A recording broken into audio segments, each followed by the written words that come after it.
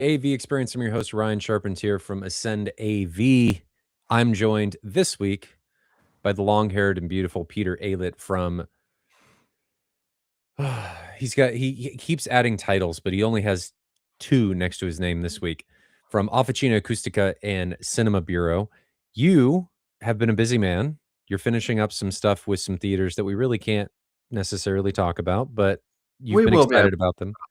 You will be able to. we will be able to. Okay. That's exciting. The big Um, one we finished that is arguably as good as any private cinema on the planet, we think.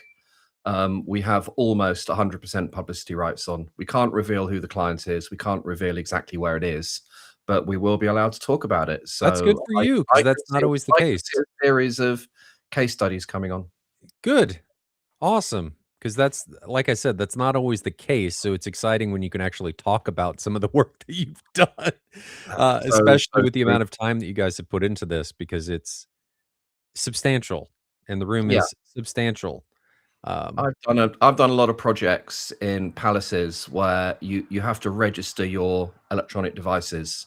You then have to go through security. You have to put your bag through an X-ray. You go through a metal detector. They pat you down, and you then have a piece of tape put over your mobile and your laptop camera. And mhm. if on site you are seen with that tape removed from your device, you are ejected from the site and ejected from the project. So yeah, Mm. we're this project, it's not like that at all. The client's completely lovely, a real enthusiast. So we're really lucky. Well, I'm glad that you're able to do that because you guys have talked about this for a long time. This room's been in the works for a long time, so we'll talk about that a little bit later, but today's topic is going to be what is today's topic? How can I even put this? It is common AV and home theater misconceptions, and there are a lot of them, and Peter joined today and went, "I have a list." I have a list. He does have a list. A man with lists is a man that you should probably listen to. He's got a list of 5, and we'll probably shoot off of those, but 5 main ones. And you know what? I think AV is a bit like politics and news these days. You can't believe anyone. Just don't believe any one person. Listen to lots and lots and lots of Mhm. people, synthesize stuff, figure out who you think's the most authoritative, and then, form a balanced view between lots of people that have told you stuff. Yeah. And I think we're going to have the same thing on today's cast because nothing we're going to talk about is revolutionary. Everything is stuff that gets talked about. When you did your podcast last week with Tom, Mhm. I think he probably went over quite a few of these because you just do. They're the obvious ones. Mhm. But the great thing for me and the way that I've learned over the years is not just to talk to one person and go, yeah, I believe them. That's what I'm going to do. But to talk to 10 different people about the same topic. And you'll get, probably 8 similar explanations. 2 of them will just be complete nut jobs that you can ignore. But the nice thing about listening to 10 is that because 8 people have said the same thing in 8 different ways, and 2 people have said something completely different, I'm not saying that the 2 people are wrong. That's absolutely not the case. But it's really, really dangerous reading one forum post or listening to Yes. one person's opinion, and specifically saying, "Oh, this manufacturer told me," Mhm. because manufacturers, I hate to say it, are not there to tell the truth. They're No. there to sell stuff, Yeah. and their stuff is in the main very, very, very good stuff. But they usually come up with opinions that slant the landscape towards their stuff and against other people's. So yeah, a lot of the stuff we're going to be talking about today, you've heard the same topics from Tom, you've heard the same topics from Ben and Ryan, and a load of other people. And hopefully, I'll just give a slightly different slant on it. I look at it as when you hear these conversations and you hear people talk about it, it should become, "Hey, I wanna learn more, and I'm gonna go do my own research on this." It should just be a springboard where you're starting from, and then you need to use that as, "Oh, I'm gonna go do my own thing and perform my own validations to see what's actually going on."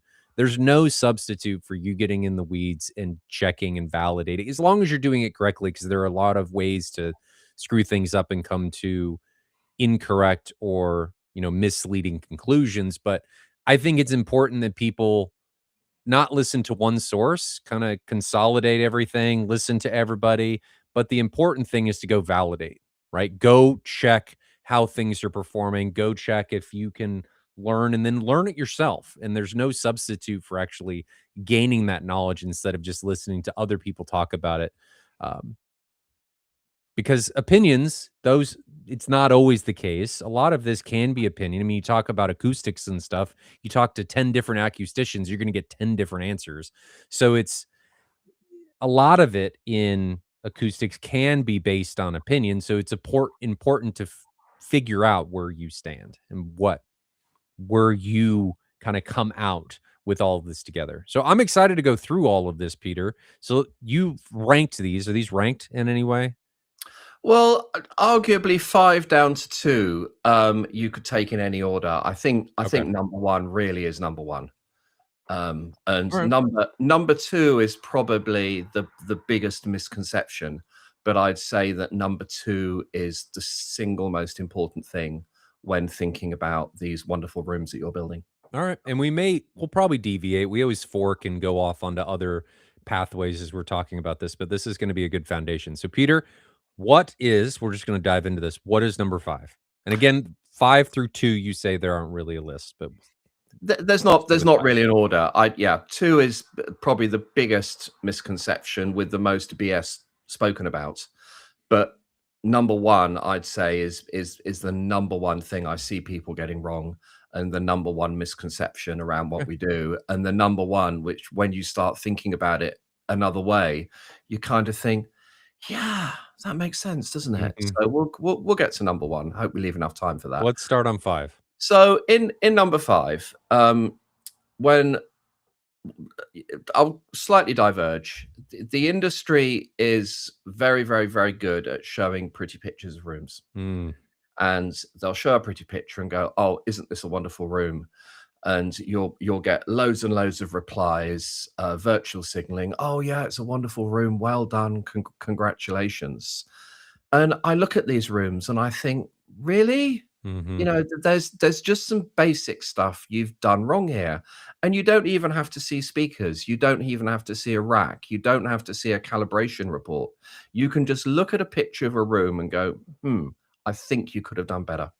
And in at number 5 in our top 5 rundown, sounds like top of the pops here, is one of the things that I look at rooms and you can't always go, yeah, they couldn't have done better.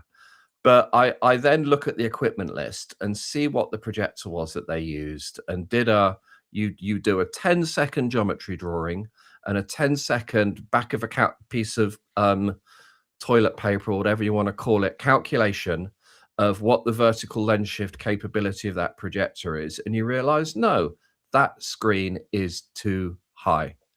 And in at number 5 is this misconception that screens should be high up. There seems to be this thing, oh, but when I'm sitting in a cinema and I'm in the front row, the top of the screen is, Mhm. just so high. And yeah, it is. But you know what? The bottom of the screen's not that high. Just because the top of the screen's really high does not mean the bottom is. And in life, and in cinema and in every cinematographer's mind, a lot of cinematography, you're trying to put people in a kind of sense of unease. So a different perspective is used, a perspective that we as humans are not used to, and it's intentional. But the vast majority of perspectives in cinematography, be it Hollywood or Netflix or even just a news report, are at eye level. Mhm. It's as if the camera was at eye level and it's seeing the perspective of the scene as if we'd see it. And when we're seeing a scene naturally, life doesn't happen up there. When we're not looking up at people, we're looking ahead and actually slightly down. Most of life is below the horizon. If you take the horizon as the middle of what we're looking at, kind of almost Yeah. there, most of what happens in life is below that. So if you're putting screens up high just because you think, oh well, that's what you do in cinemas, it's just completely wrong. You end up looking up. And everything that we're trying to do in a home theater, home cinema, private cinema, whatever you want to call it, everything we're trying to do is really to be true to the story being told. And the people putting this content together put a huge amount of time and effort and expense into telling the most amazing, captivating stories. And they're making some assumptions. And one of them assumptions is, well, you're watching a TV, and that TV is broadly at eye level. When you just look at whole house stuff, you often see TVs placed above a fireplace. Mhm. And look, I get it. I get it. The fireplace is the focal point of the room.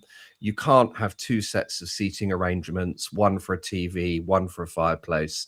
So the TV ends up being put above the It's a fireplace. known But compromise. it's yeah, it's a ridiculous place to put a display device.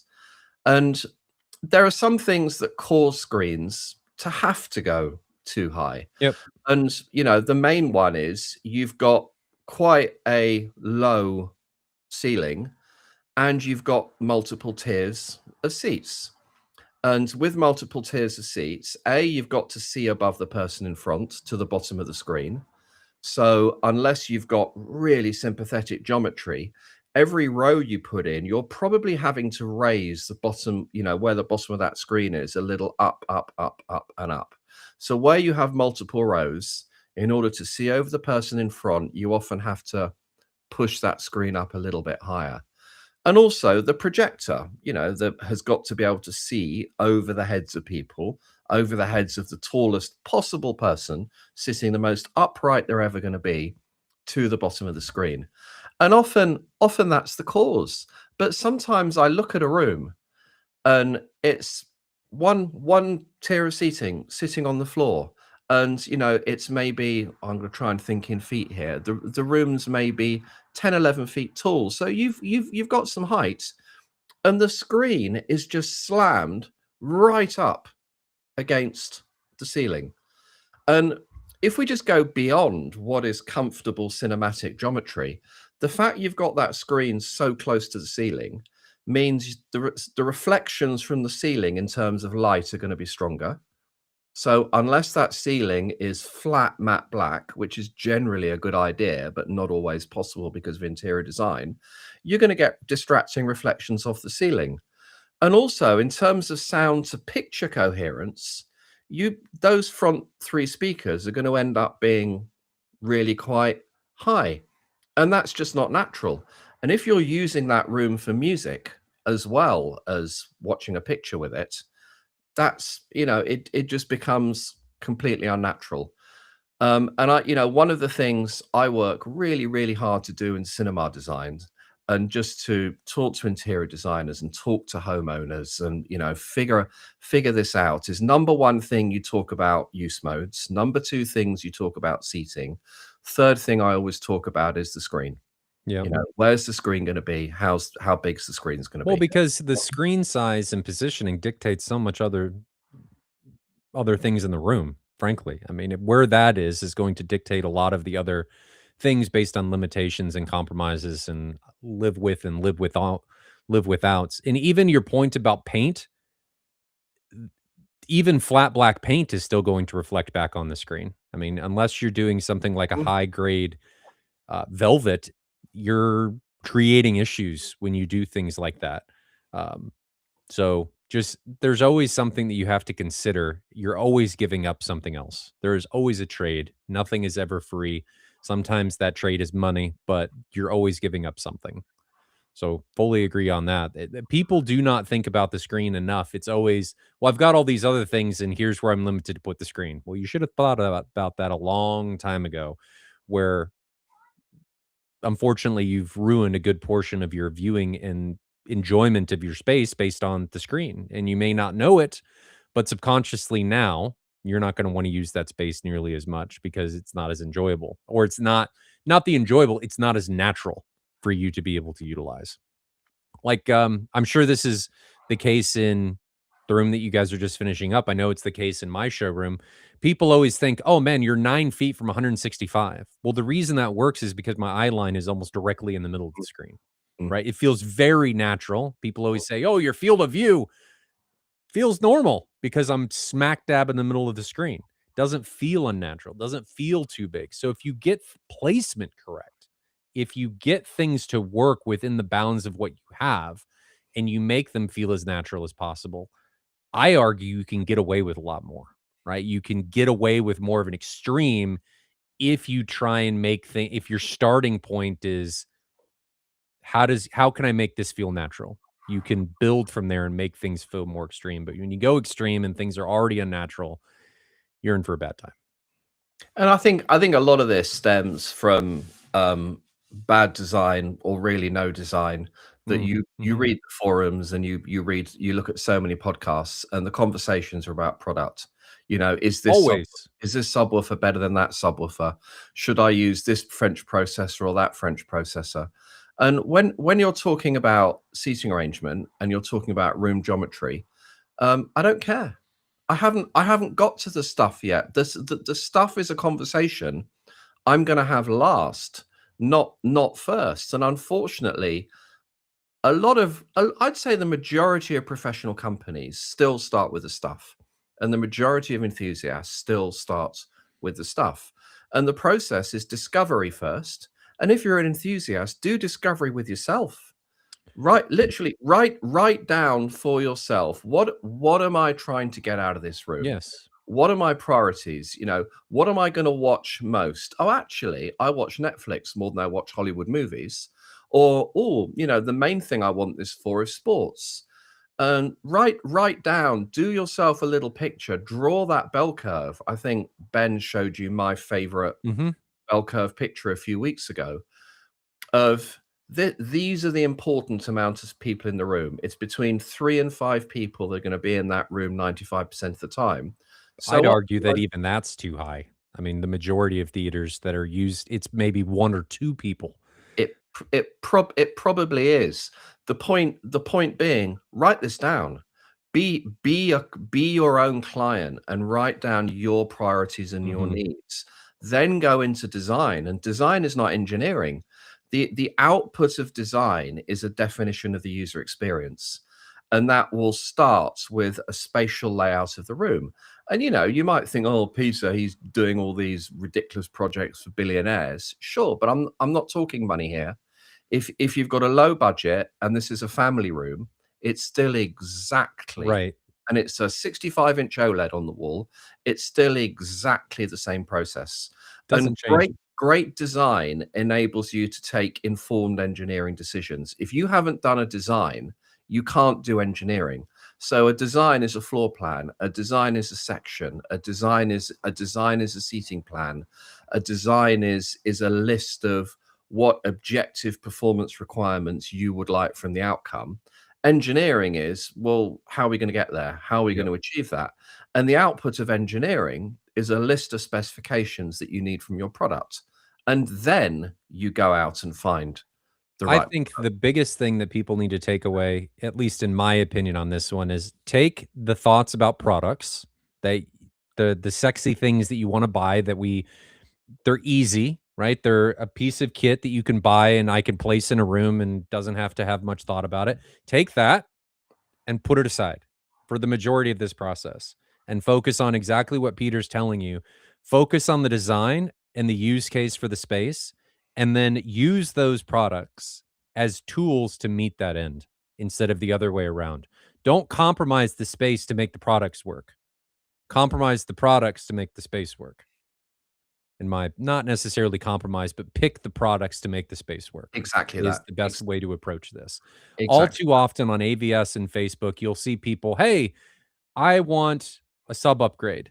And they say, "What about these 2 subwoofers?" There's no context on the room, there's no context on their use case, there's no context on how far away they're sitting or how much they care, what their limitations are, anything. It's just, "I wanna buy something new." And I think in a lot of cases, if you guys take away nothing else from this stream, I think this is going to be a repeated theme for every one of these. In a lot of those cases, it is a huge waste of money because you're not fixing the issue. You're just throwing more money at a problem and hoping it's going to fix it. And it's like, oh, I've got a problem. This doesn't necessarily make sense, but I've got a problem going off road, and you're just throwing money at tires when the real issue is your suspension and transmission, right? It's not sexy and it's not as easy to fix as the tires because it doesn't change the look of your car necessarily, but it's right in front of your face. So I'm going to make that choice and I'm going to make that, but it's not fixing my problem. And I'm just throwing money at it because it's there and I'm still going to have the same issue. When at the end, I could have spent less, if anything at all, and had a much better experience. So, A lot of people are collectors. I'm later this week. I'm off to Vienna for the Vienna High End Audio Show. mhm, That's the show that used to be in Munich. It's the world's biggest hi-fi and audio show, and it's crazy. It's mad. It's got loads and loads and loads of stupid stuff, and the majority of people that buy this stupid stuff, the excuse they'll make to buy it is, "Oh well, it'll sound better," but really, they're audiophiles are collectors. yeah, They like collecting nice stuff. Now, I'm completely guilty. I'm a very, very mediocre photographer, and I spend way, way, way too much on Leica cameras. And, I'm a collector. I like using and touching and feeling nice stuff. It's something that gives me a kick. So it's not a criticism. If you want to collect stuff and have the pride of ownership, absolutely do it. But don't do it on the altar of making something better. mhm, This project that we've recently finished, if the client came to us and said, "Here's another $1 million, make it better," we would hand on heart go, "We don't know how. We literally don't know how to make it better than it currently is. We could make it different. It would sound, in terms of the way the picture looks, it's as good as it gets already. In terms of the way it sounds, or we could make it sound different with a different character by using a different speaker brand, it certainly wouldn't be better. And the only way you can really look at better and spend your money in a really, really great value way, forget about cost for now, let's look at value, is to go through this design engineering specification sequence. And if you want to improve something, look at, okay, what is it about what I currently have I don't like? Well, the base is a bit, I'm going to use some horrible phrases here. The base is a bit soggy, the base is a bit wet, it doesn't have much impact. Well, quite honestly, the best possible purchase you could make, the best upgrade you could make, is spend $80 on a mini DSP UMic 1, yep, download Room EQ Wizard, and learn how to use it, because your bass is probably sludge. Nothing to do with the equipment, everything to do with where the speakers are located, where you're located, how the crossover happens, how the processor is set up. And that's free. So get the engineering right before you start thinking about new equipment. And when you start thinking about new equipment, be objective. Well, I'd like the bass to go down lower. Okay, physics. It's just physics. If you halve the frequency, you need to move 4 times the amount of air to maintain the same sound pressure level. So then you get into the realms of, well, leave brands out of it for now. Look at the specifications. Look yeah. at look at the volume displacement capability of that subwoofer, because at low frequencies, that's really all that matters. But these are things for a different cast. But the fundamental here is that you've got to start with, what are you going to use the room for? Be your own client. Yep. Go through discovery, go through design, go through engineering. And I think if you did that, we'd probably end up with fewer screens up in the sky. It's Which amazing. brings, Go ahead. I was going to move on to number four. Oh, I'm Take I'm your I'm gonna time. say something real quick. It's amazing that you have been in some of the biggest and best, most well-engineered rooms in the world by you and by other people, and yet you are one of the largest proponents for people not spending money Yeah. and spending less and fixing the underlying issues. Now to rehash and to summarize this particular number 5, it's screens too high, and we kinda went off on a tangent there. And I'm gonna throw a wrench into this in that, and this goes back to Peter making you all think about how is this space going to be used. If you have an absolute use case where the second row is as important as the front row, you may find that you need a higher screen for your use case for that theater in order to make it work. If you have, say, low ceilings and you can't create a higher riser, or you've gone through all of that thought process through design, that is a compromise you have to make, right? You've reached that, you've gone through it, but at least if you have to do that, go through the process to determine that that is the compromise that must be made in order for you to meet the goal that you have set out for this particular space. If you don't go through that design process, that engineering process, you're leaving a lot on the table and you may go a different direction or a wrong direction and making other compromises as opposed to making a much simpler or more defined one. Um, so anyway, number two or number four, I guess, since we're going backwards. Number 4, and we've already touched on this, and we've almost already covered it, but number 2 is the distraction thing. I'm a cinema designer, private cinema designer. That's what I would say my job is. I'm not an Yeah. acoustician.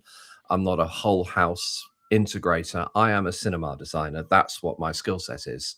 And I can sum up my jobs that for every single project, I need to do 4 things. I need to minimize distortion. Yep. I need to minimize distractions. I need to maximize comfort, and I need to ensure compliance. That's kind of summing up my job. The minimize distortion, that's with audio, that's with video, that's rattles, that's loudspeaker distortion, that's room modes, that's group delay. All of those are forms of distortion. Minimize distractions, which is what number 4 is about. Come back to that. Maximize comfort. Well, that's not just about what you're sitting on. That's managing the temperature in the room, managing the humidity in the room, managing the carbon dioxide in the room.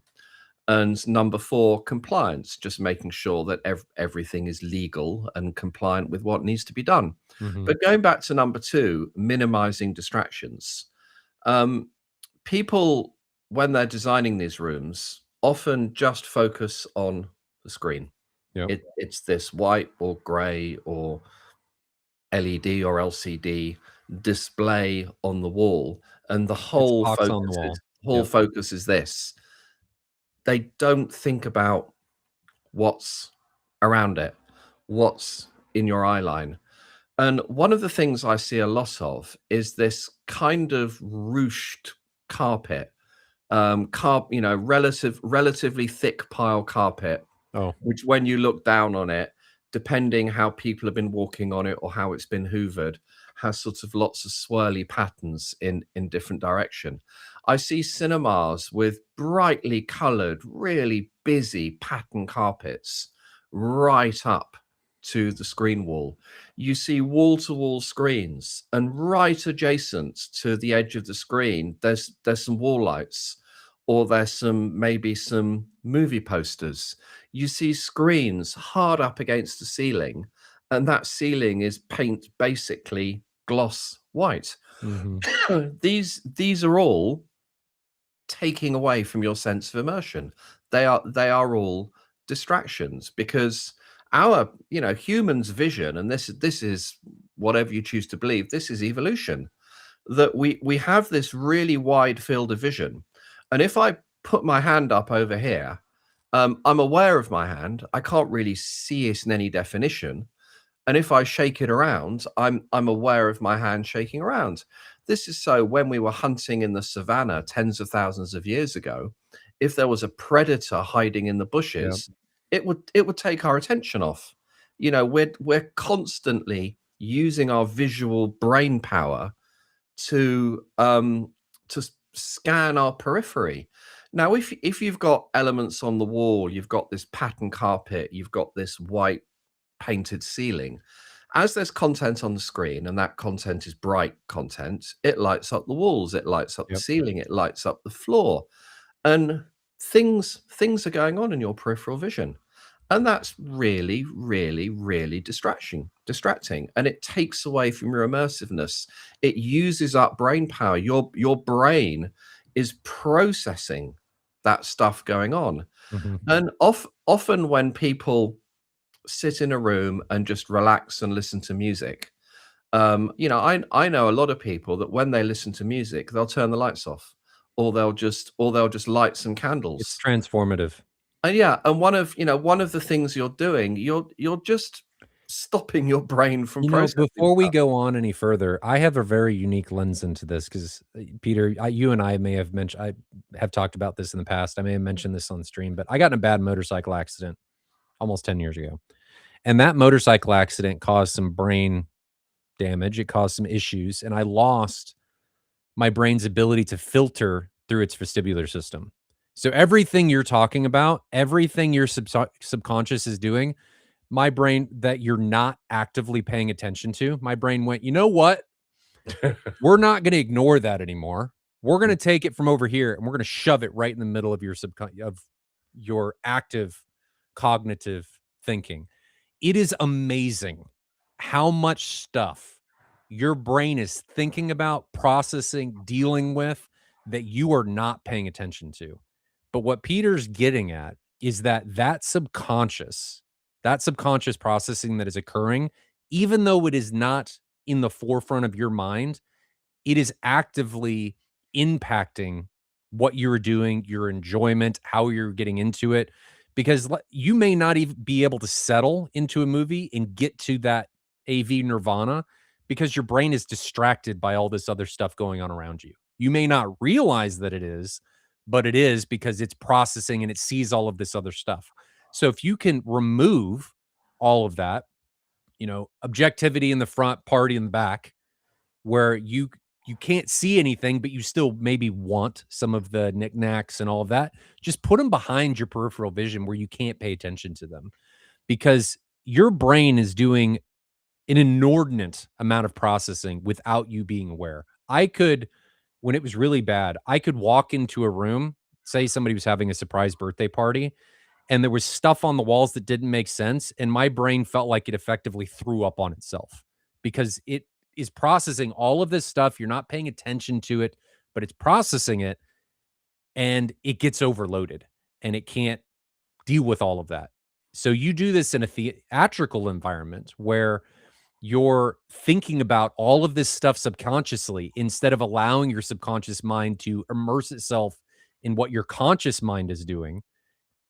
You're not getting to that AV nirvana again that the cinematographer to the director, the audio engineer, whomever wants you to get to fully immerse yourself in that content. You are leaving that on the table simply by distracting your subconscious mind.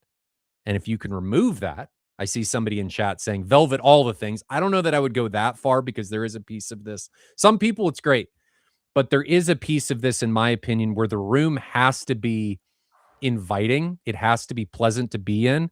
And if it is not, it's not inviting, it's not a place you want to necessarily be, Tim, that may be some place for you with Velvet, you're probably going to subjectively use it less. So it's important to find the level of distraction limiting that works for you and then apply that into your space. And if you velvet everything, you've almost certainly completely ruined your acoustics. Velvet is quite an evil substance in a room when it comes to acoustics, and we can hint talk about that a little bit later. But yeah, distraction is one of the key things. Many years ago, I did a very, very high-end 2-channel listening room for a customer, and one of the things I suggested was a big roll-down black scrim that basically rolled down in front of the equipment that was in between the two speakers and the two speakers that were about a meter and a half away from the back wall, meter and a half in from the side walls, to completely just so it was just black. And the client was, "Oh, really? Do you think it's worth it?" I said, "Believe me, let's do it. If you don't like it, you never have to drop it, but I promise it'll be transformative." And it was transformative. It was incredibly acoustically transparent. There was less than half a dB loss at 16K. It was basically the same kind of material as you use for scrims on the back of acoustically transparent screens to improve contrast. And it just meant that when the customer was listening to music, it was, yeah, I'm listening to music. Our hearing system is massively influenced by our sight. And if we see the source of sound, that's where we're going to place the sound. If we don't see the source of sound, then we just perceive a sound field. So if you remove all sound sources from your field of vision, you are going to get a much, much, much more seamless experience. It's more enveloping. Yeah. And, you know, I know some collectors, they go, oh, but I like to see my speakers. Really? Do you really like to see your speakers? I get it. In a living room, in a family area where your floor standing loudspeakers are a statement, you know, these are a beautiful sculptural piece of amazing engineering. I get that. But in a cinema, get rid of them, hide them, hide them. Yep. Make that whole field of view as less distracting as you possibly can. We have a couple of standing things we do with all our rooms. I'd almost say it's non-negotiable. I've never had a room yet, well, recently, where I've had to compromise, so that's good. But 1.5 meters in from the screen, which is what, about 4.5, 5 feet in from the screen, flat black all the way around. Mm-hmm. So that's a strip of black carpet, natural fibers, preferably, because anything synthetic has got little shiny bits. Very, very thin pile. It's not there for acoustic absorption. It's just there to absorb light. Very flat back, black, non-reflective, acoustically transparent fabric on the side. And we even generally put fabric panels with a little bit of diffusion above them on the ceiling. Yep. So it feels like it's just a window into another world. You're not distracted by things going on and things flashing. And yeah, of course, in some multi-purpose rooms, it's just not going to be possible. I get it.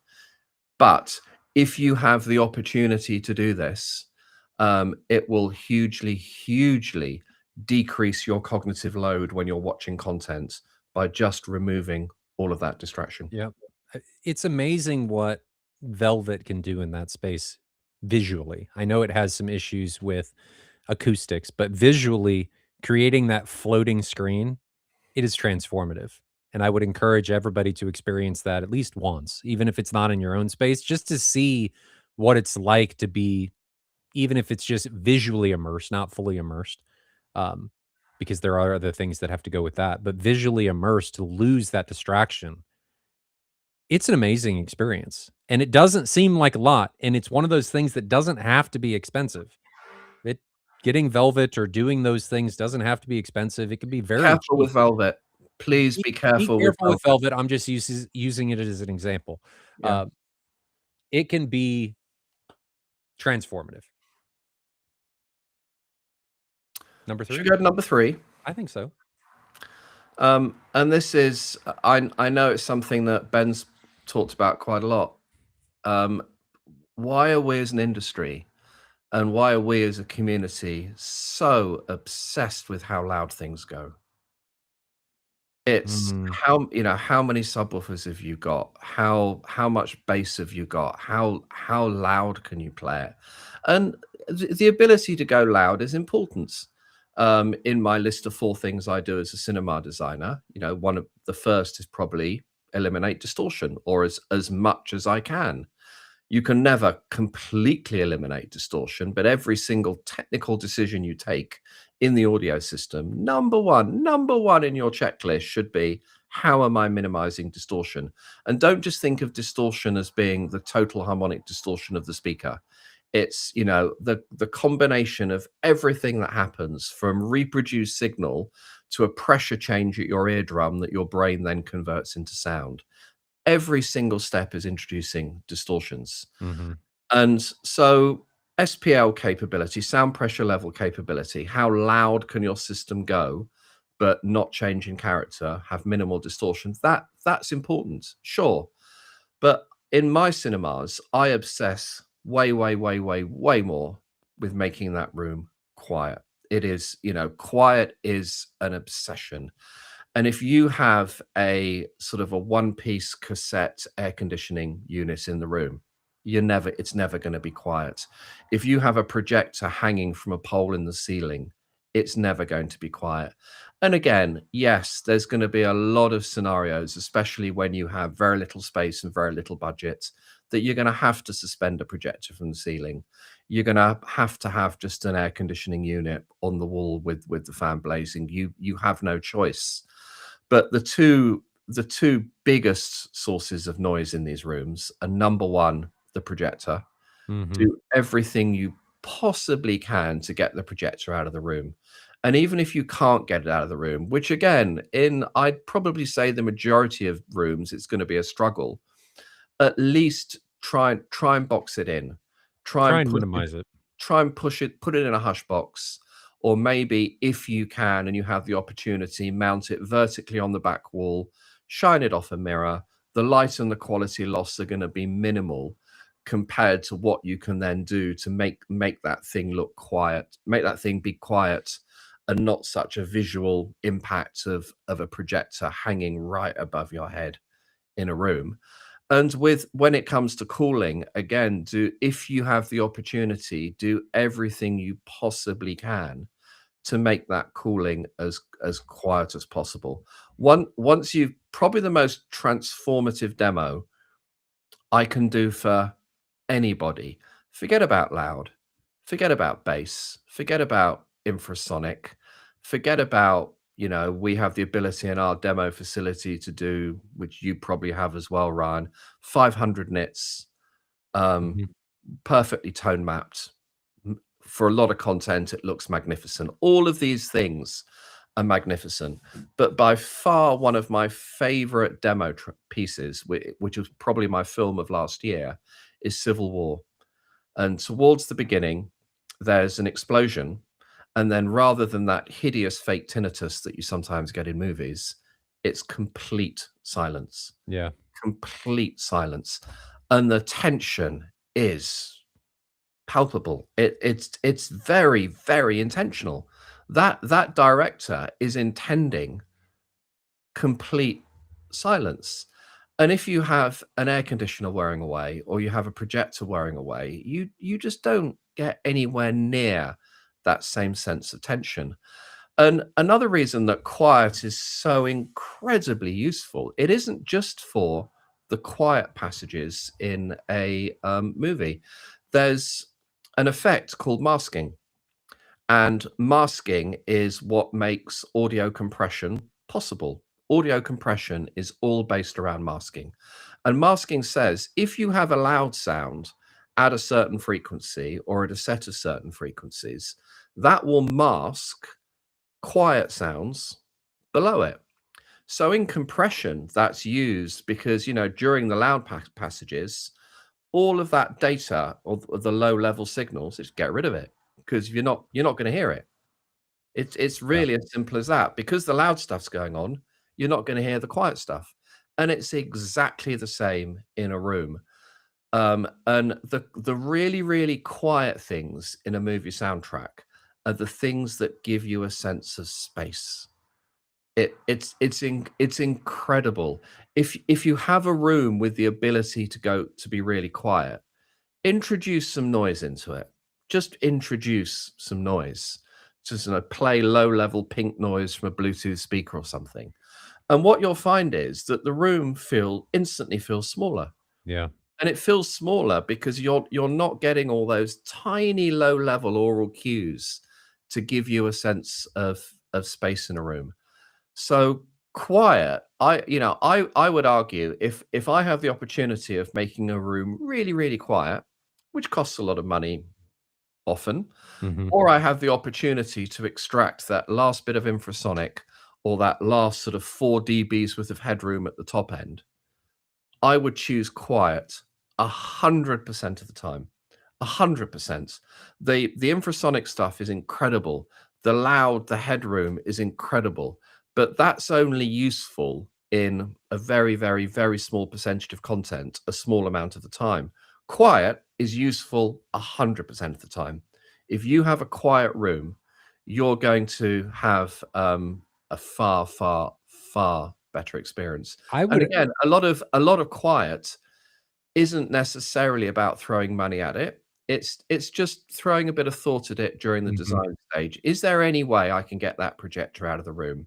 Is there any way I can orientate the room in a way that in an adjacent space at the back of the room, I can build a box. Maybe it's a garage, maybe it's a kitchen, maybe you can hide it in the top of a kitchen cabinet, or it's a hallway where you've got some ceiling height that just a boxed in projector no one's ever going to notice.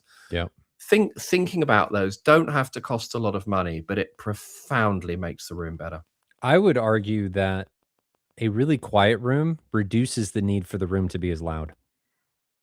You're increasing your dynamics in ways. I mean, there's no substitute in some cases for SPL, but I think if you're in a really quiet space, you get to a point where you find that you don't need it as loud and you're able to perform more. There's less distraction. Your brain is not going, "Hey, I have to mask that," subconsciously, so you have to turn it up.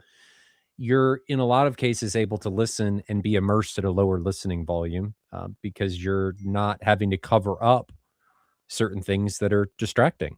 I mean, at the end of the day, a lot of these things we're trying to get rid of distractions in the theater. And if you can make the theater or the space quieter, you're simply removing distraction. I fully agree. Some of the most immersive experiences that I have had are in theater, and I've been in a lot of theaters, been in a lot of really nice theaters, are the quiet parts. Because a lot of theaters can do loud, far less theaters can do quiet. And unfortunately, in my situation, I can't get the projector out of the room, so I'm kind of stuck. But if you are stuck, as Peter said, in those situations, at least try and do things to mitigate or lessen the impact that those things have on the listening experience. In my case, we built a hush box around the projector. It's loud enough that you can still hear it to some extent, but it cut the volume significantly. So if you can't get something out of the room, at least try and find avenues and directions that you can minimize its impact on your experience. Because any distraction is going to lessen the experience of reaching that AV nirvana that you're trying to get to in these spaces, which is why we build them in the first place. Was that That 4 was or number 3? 3. All When right, we're so now number we're now 2. on to the top 2. And the top 2 is a classic. It's the misconception. It is by far the most common one. It gets talked about all of the time, but still professionals and enthusiasts and consumers, many, many, many, too many still believe it. And that is EQ, and specifically auto magic button EQ Mhm. just fixes all of your acoustic problems. Mhm. Don't worry about the acoustics of the room. Don't worry about speaker placement. Don't worry about angling speakers. Don't worry about, mixing models and mixing brands, because that auto EQ will just magically fix it all. And nothing, nothing, nothing could be further from the truth. If you look at this discovery, design, engineering, specification process, there's a lot of iteration between them, and between engineering and specification, you kind of have to go backwards and forwards. Once you have an engineering outcome, a specification, and you then choose a product, Yep. you could look at that product and go, okay, this is a really great compromise, but I'm still going to have to go back to engineering to optimize how I use this specific product. And you sort of have to go through that circle of decision making until you've balanced all of those compromises.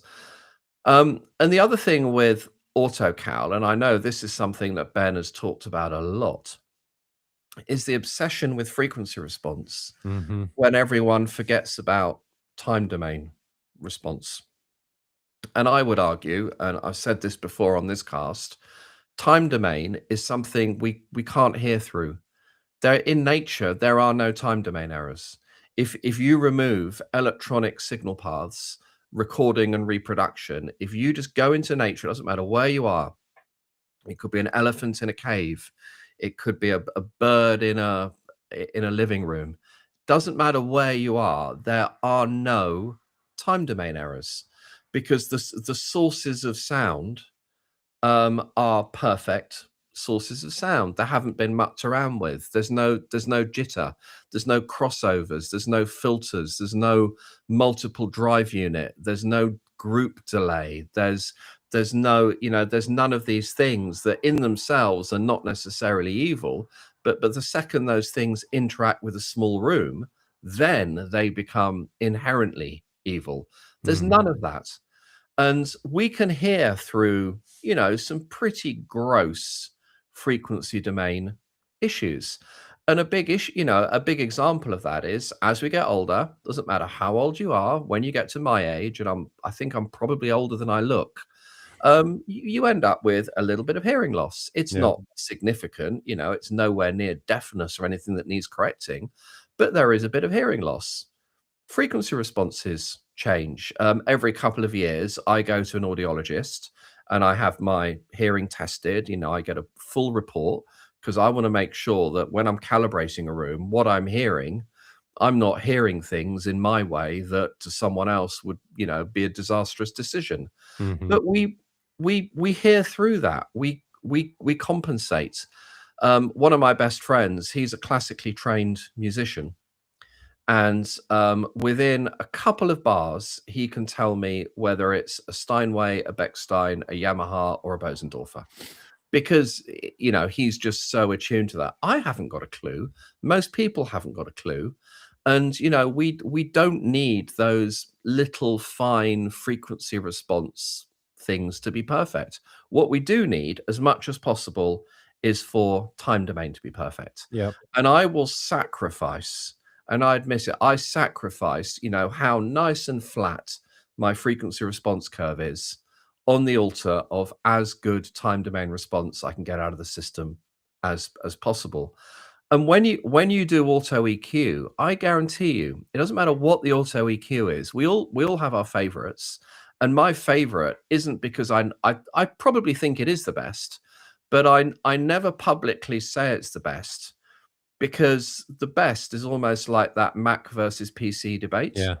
I mean, of course, a Mac is better, but that's beside the point. But the answer is the better one is the one that you're used to. The better Yeah. one is the one that you understand. The better one is the one that you intimately know how to get the best out of. So you've put all of your money into this incredible audio system. You've pressed a button, you've moved the mic around a few times, and the system's made all these weird and wonderful noises. It then gives you a prediction that shows, oh, what a beautiful flat frequency response I've got. It doesn't show you anything else, just shows you a frequency response, and you think, I've calibrated my system. No, you haven't.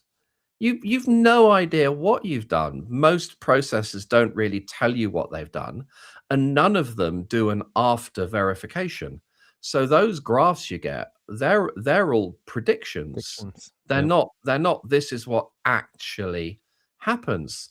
So my first bit of advice is, again, and I see a question has come up, you Mike One, Roomy Q Wizard, get yourself a microphone, learn how to use Room EQ Wizard. You won't learn in an hour or 2 hours or 2 days and 2 weeks. It is a lifetime of study, and there's only one person on the planet that understands 100% of Room EQ Wizard, and that's John Mulcahy, who wrote the thing. It is the most ridiculously deep piece of software, and there's loads of other amazing measurement software. There's audio tools by Studio 6 Digital, there's Smart, there's a load of others. Pick one, learn how to use it really, really well, and you will have that, oh, holy crap moment when you realize that your auto EQ is not as good as it thinks it is. Yeah. And then the things that separate consumer products from professional products, it's often, not how good it sounds. It's what are the tools it gives you to then go further. Okay, it's done an auto calibration. What more can you then do to tweak that? You take measurements and go, actually, I would like to go further than the auto magic button based on the actual real in-room measurements I've taken after it's done its auto calibration, so I know what I can then do. And again, I can't teach you how to do that in an hour or a day or a week or even a month. It's a lifetime of learning, Mhm. but it's worth it, and a little bit goes a really, really long way. And in that iterative engineering specification, Your job as an engineer is to do as much as you can in the physical domain. And when I say in the physical domain, I'm talking about how are you orientating In the speakers so analog. they don't Yeah. in the analog. You know, I hate to call it analog domain because some of it is actually digital, Sure. optimizing a digital signal path. But yeah, in the analog, in the physical domain rather than electronic. Um, your job is to maximize the system as much as possible, maximize what's going on with the acoustics of the room, maximize what's going on with the orientation of the speakers, maximize what's going on with seating positions, maximize, where are your subwoofers. One of the very early decisions you need to take during design is, what is your bass philosophy? How are you going to do bass? And there's no this is always the right answer, but you have to have some kind of strategy. And then if you say, well, part of my base strategy is going to be a near field sub, fine. I've got nothing against near field subs, but only for one seat. Near Mhm. field subs can deliver incredible results to one seat or two quite tightly clustered seats. Everyone else is screwed in the room. You've no idea what the modal response of the room's going to be. And that's a decision. And if that's your decision, well, that is part of your base strategy. And that's okay. That's fine. But there has to be a base strategy, because that base strategy is also linked in with what's the processor capable of. Because if I'm using Trinov with waveforming, I'm going to have a very specific subwoofer layout. If I'm using ART with a Dirac processor, I'm going to use a very, very different, but also quite a deliberate subwoofer layout. If I'm using standard Dirac, I'm going to use a different subwoofer layout again. If I'm just using manual EQ with four subs, I'm going to use a different subwoofer location again. And before anyone sort of says, "Oh, I've got this room, and where should I put my subwoofers?" I don't know. There's a lot of engineering and a lot of questions and a whole discovery, design, engineering, and understanding your equipment process that needs to happen before you can come up with that answer. And it's not about this is what you should always do. And this is one of the problems with the industry. I'm very, very privileged. I got involved with CEDIA 30 years ago in my career, and I've been teaching for CEDIA for 25 years. And one of the things that teaching does, it helps me learn, Mhm. because firstly, to teach, you have to learn things from first principles. And then when you teach, students go, yes, but what if? And I sometimes think to myself in a class, oh yeah, never considered that before. Brilliant. Let's figure it out together. And you figure it out, and you learn something in the class. But there are no if then statements. If this distance from this, then what should I do? It's this huge big circle of decision making that at the end, you also have to include what equipment you're using. And the process is a key part. And it's the ability you have to EQ it is a key part. The more expensive processors you buy, they just have more processing horsepower. That costs money. And to do it quietly costs even more money. And that horsepower gives you the ability to have much, much finer adjustments, not speaker distance in feet. One foot is around 1 millisecond in terms of sound propagation. Now, that might not sound a lot, but in time domain, that's huge. The more upmarket for sophisticated processors will give you 0.01 of a And you can millisecond. hear it. I've played That's with this. it's about that. That's 0.01 of a millisecond. That's, well, I've got to step back. Yeah. That's around If you're a doing this in millisecond. your left and right speaker and you make that hundredth of a second adjustment, it is amazing how attuned your ears are. You can hear the sound shift. And it's that hundredth of a second matters. And if anybody that says it doesn't, if you're chasing perfection, you need it as granular as possible, in my opinion. So It's audible at the sub to speaker crossover frequency. For It's sure. arguably not audible at lower frequencies because the wavelengths Yes, are so I would long. agree with that. And spatially, it's arguably not audible because we're constantly moving around like that. But in certain parts of the calibration spectrum, if you like, it it matters, and Mhm. that's what you're paying for. So the people that go, "Oh, $20,000, $30,000 on a processor, what a waste of money." Well, if your whole system is 45,000, don't spend 30,000 on a processor. But if your system is 600,000, 30,000 on your processor will give you access to a load of tools, and tools are like any tools. I'm a mediocre photographer. I've got way too many cameras and lenses. It's fun, but ultimately they're tools. Do they make me a better photographer? No. I'm an okay DIYer, but I wouldn't call myself a joiner or a carpenter. I'll leave that to my fabulous business partner Maurizio. So you give me the most expensive tools available to humanity. I don't know what to do with them. So don't bother with the expensive tools unless you learn how to use them properly. Just don't file down this pathway. I know you said that you can't hear them in some of those spaces, but when you start making compromises of, well, this doesn't matter because I can't hear it, or this doesn't matter and you can't hear it, and you're starting to allow more and more and more to creep in instead of focusing on eliminating any variables as possible, those little percentage points or a quarter of a percentage point or eighth of they start adding up. Yeah. And once you put enough of them together, it can very easily become audible and a distraction. So while any of these things on their own may seem like, oh, that doesn't matter because it's imperceivable, it's imperceptual, it's so small, it doesn't matter. You start stacking those things on top of each other and they compound and they can get out of control very, very quickly. So my argument for that is try and eliminate as many of these variables as possible so you don't have to worry about them again. They're no longer a factor. Take them out of contention and focus on things as they get put in front of you instead of allowing those things to creep in. Back, and then we can move on to number one.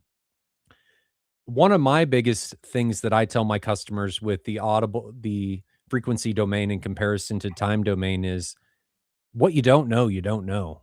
Realistically, you don't know what that should sound like. So why are we hyper focusing on frequency when we have no idea unless you were in the mastering studio, unless the bird or the trumpet, whoever was sitting there in front of you was there? We don't know. So a small amount of deviation in the frequency domain, you will never perceivably be able to tell unless there is a side by side comparison. However, time domain things are in your face and they are very easy to determine and find. What I think people misconstrue is a lot of times when they think there's an issue, I see this all too common on the forums and Facebook and other social media platforms. They misconstrue what is actually a time domain issue for a frequency domain issue and they Yeah. try and fix it in the frequency domain because that's where we live. It's in front of us. It's a graph. It's a pretty there are graphs and wavelets and things for time, but it's easy for us to understand, right? So that's where we want to fix it because we think we understand it and so we want to fix it in that domain. I say as Peter said earlier, you can get away with quite a bit in the frequency domain that is not perfect. Fix it in the time domain. Those little bits, even if it's a little bit off, is easier to notice than you think. Anyway, before And we move on, just oh, just just to clear it up, frequency domain is what you get, time domain is when you get it. mm, And, I like um, that. and when you're talking about time domain, you also can't talk about all frequencies arriving at the same time. And this is the essence of time domain. It's almost like, I'm gonna go slightly into the geekosphere here. When people talk about phase, sometimes people mistake phase for polarity. Yeah. Now, polarity is the plus and the minus the wrong way around. So, one is 180 degrees out of phase from the other. Phase is what happens between the two extremes. And with time domain issues, the single thing that screws it up is when you have different parts of the frequency spectrum. So, from high frequencies down to really low bass, Mhm. arriving at your ear at different times. That's what we mean by time domain error. You measure it with a steady state pink noise. It could give you a flat line. And phase and frequency response are inherently interrelated. If you change frequency response, you're going to alter the phase response. If you change phase response, you are going to alter the frequency response. So there's a decision, as with everything in what we do in this incredible world we live in. It's a compromise. If you make Yep. one thing better, you're probably making something else a little bit worse. Yep. But the key is to understand these interactions and these interrelations, and then come up with a compromise that is the best balance of compromise. It's not difficult to give a really, really flat frequency response in the subwoofers in the bass area across a moderate seating area. That's not terribly difficult. But in doing that, you could have screwed up the phase response and the time alignment of the system to make it just sound hideous. So don't think that a nice flat line in terms of frequency response means you've done your job right. You've then also got to look at the phase response. You've got to look at the group delays. So you've got to look at time domain as well as frequency. Mhm. So let's move on to number one. Well, before we do that, there was a question that I think we can address here really quickly. So this guy's got a small theater. It's 13 feet by 10 feet, 9-foot high ceilings. He's got a bunch of speakers packed into it. His listening position is 3 feet off the rear wall, so roughly 1 meter. Would you do 2 or 4 overheads? 4. Do you think those are far enough away from the rear wall? As long as you're able to direct them. Do the maths. Read RP22 and do the maths. When you talk RP22 land, we don't use angles for where speakers should be positioned. We use zones. And if you look at the different levels, one of the things that separates the different levels is the angular separation between speakers. So there's a horizontal separation. So if you look at the angle between your furthest outward screen channel speaker and your furthest forward surround speaker, there is a set of angular separations to say that you can't have speakers space separated by too much of an angle. The same applies to your overheads as a vertical angle. So just do the maths. And it's one of these realities that small rooms are a real challenge, because when you do the pink noise levels test, the one that goes for one single position, you can get it perfect. So for 3 seats across that room, I think that's really sensible, because the person sitting in the middle, you can still do that pink noise test, and you will shut your eyes and you'll feel like you're in a bubble. Yep. The problem with small rooms is you get slightly outside of that reference seating position. And because you're so much closer to some speakers and further away from others, that bubble collapses. That's the size of the room. There's nothing you can do. But I would say, yeah, even with that, you can still get 4 overheads in. And I'd say that would be beneficial over and above just having 1 pair above you. Okay. On to number 1. Number 1, top of the pops. And people are going, why haven't you talked about acoustics yet, Peter? And we're about to talk about acoustics. And I kind of think the way the majority of people do acoustics is just completely, utterly, totally ridiculous. That most people, and I'm willing to have this discussion, this debate, most people would argue that the first thing you get right in a room when you're thinking about audio is get the acoustics of the space correct. You can use some really modest equipment in a great acoustic space and it's going to sound fantastic. You can use the finest equipment known to humanity in a terrible acoustic space and it will always sound just a bit terrible. So get the acoustics right. Now, when we look at getting things right in rooms, we don't design our own projectors. We don't generally design our own speakers or our own amps or our own processors or our own control systems. But yet most people design their own acoustics, which I kind of find a little bit bizarre.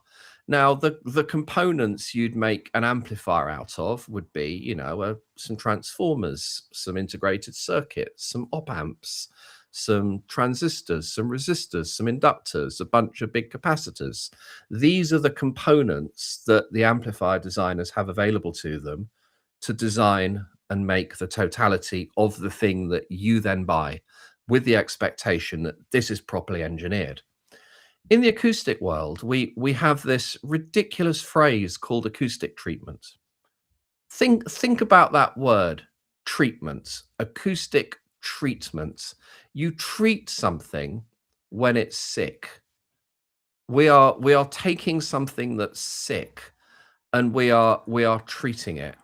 And the whole idea of an acoustic treatment is kind of ridiculous, because every single thing in a room is doing something to that room acoustically. Mhm. Everything is having an acoustic effect on that room. And the reason that acoustic treatments exist, well, that's a very, very good thing, because you're buying something with a certain set of characteristics. And if you know what those characteristics are, then you can use that sympathetically in a circuit. And I say a circuit because if I buy the finest capacitors and the finest resistors and the finest inductors available, I don't have the skill to create the finest amplifier.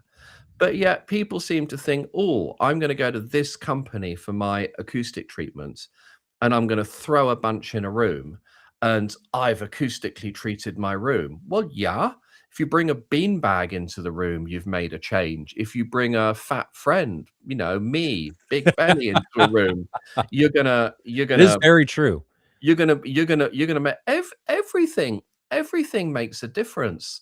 But the number one misconception I see in the industry is you have a room, and you see these rooms. You either see the acoustic treatment products on walls, you see them on walls with some wooden framing that you're about to put acoustically transparent fabric. Oh, I got into a big LinkedIn debate discussion fest years ago, when I had a rant that I basically said, will people that use stretched fabric stop talking about stretched fabric is what they're doing for acoustics? It's the antithesis of what you're doing for acoustics. Stretched fabric should have zero acoustic effect.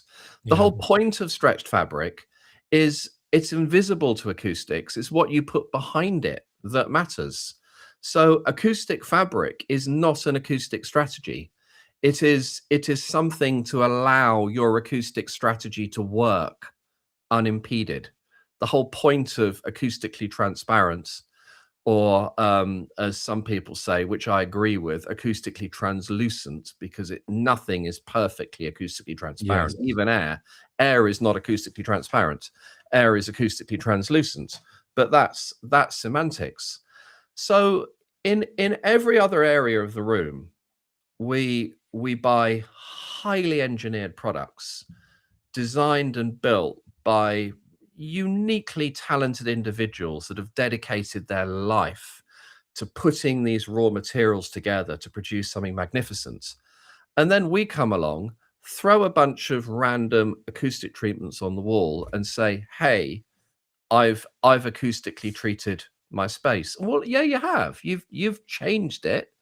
Have you changed it for the better? Perhaps. And there's a single important target when it comes to acoustics. It trumps everything else. It's really the only thing that matters big time. Once you've got that right, then you can start talking nuance, and the nuance does matter.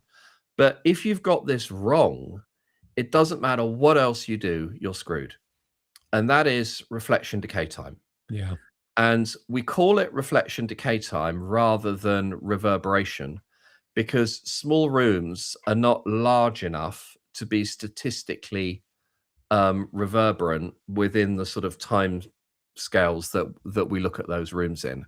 The idea of reverberation is a concert hall, is a church. Those are truly statistically reverberant spaces. in the rooms that we have, which are all, even the beautiful room that we've just finished, which is what, 10 by 7.5 by 5.5 meters, that will be considered a big private cinema. It's still acoustically a small room, Small room. where Yep. which is not, it's not, we don't consider it reverberant. We have reflection decay time. And that reflection decay time varies per frequency. Now you can look at, if you give a single number, that should be the average between 125 hertz and 4K, not just, well, this is what it is at 1K. That will give you a bogus result. What we're interested in is the broadband reflection decay time. And there's been, quite a lot of really, really good work. And if you like, I'll post a link to a paper that's public, which is, God, I've got to remember this, written by a gentleman called Bruno Fazenda, who is professor of acoustics at Salford University, which is probably the UK, one of the UK's top 3 universities for acoustics. And what he looked at was the perceptual effects of modal decay. So looking at reflection decay time at low frequencies. And what they found out was you can have more decay time at low frequencies and it's relatively inaudible. So what we're looking for our reflection decay time is a reasonably flat curve from high frequencies down to lower mid-range that then tilts up Mhm. at low frequencies. What we're not looking for is a curve that looks like that.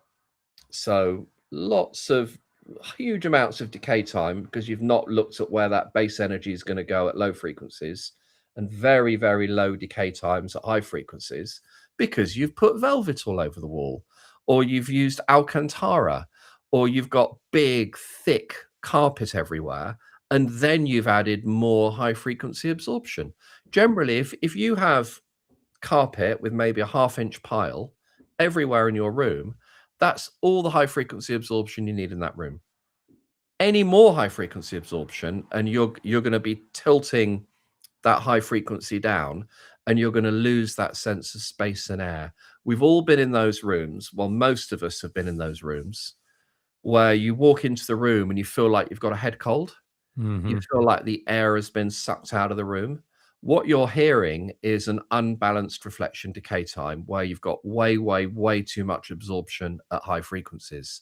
So if your idea of acoustically treating a room is to put absorption over the entire front screen wall and then put 1-inch foam over all the walls and all the ceiling and have a carpet, have you acoustically treated your room? Yep. Yes.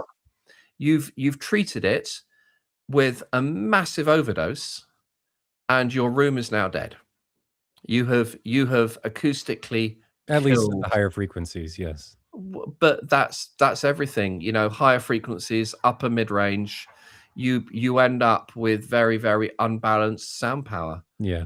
And when we hear, people look at the frequency response of the speaker, 50 hertz to 20K plus minus 3 dB. Sure, on axis, but we're not just hearing the on axis sound, we're hearing sound power, which is the combination of all of the sound power after having bounced off multiple surfaces.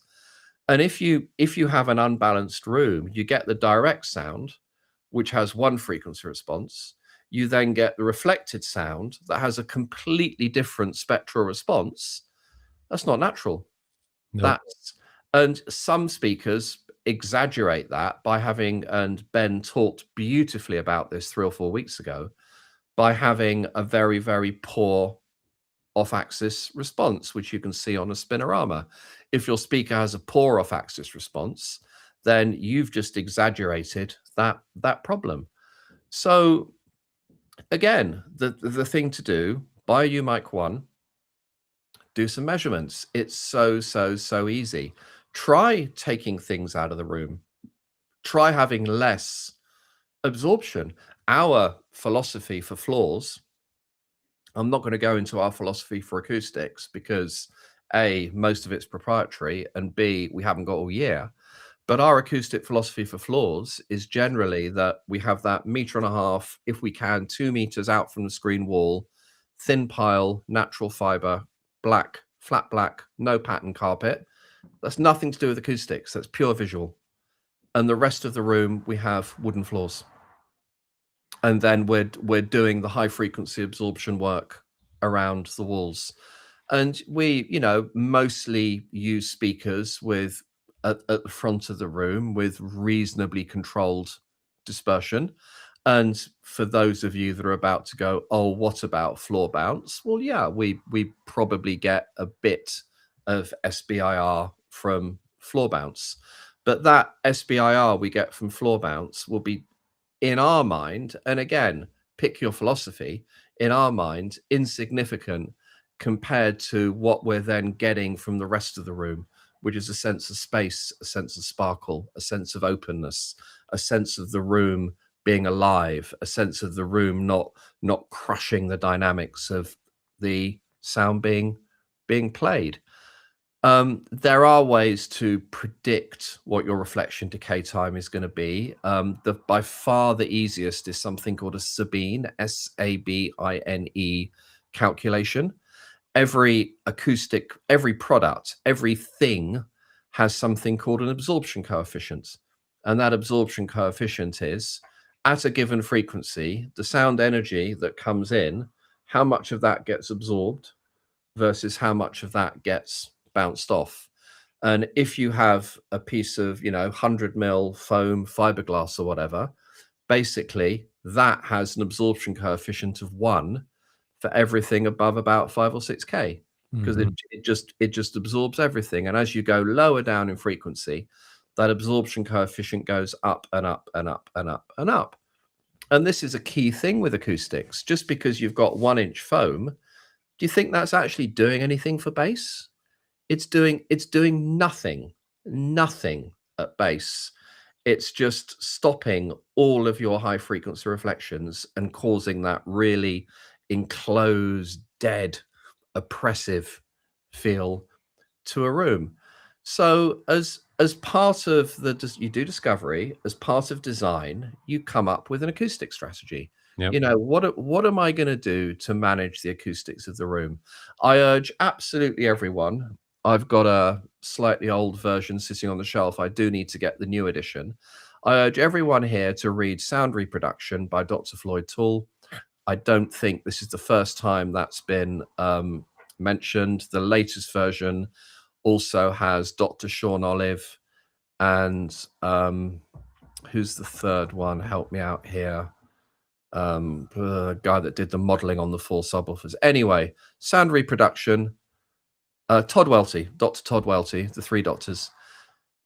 By Sound Reproduction by Dr. Floyd Toole, and that is the best grounding on the pragmaticness of small room acoustics.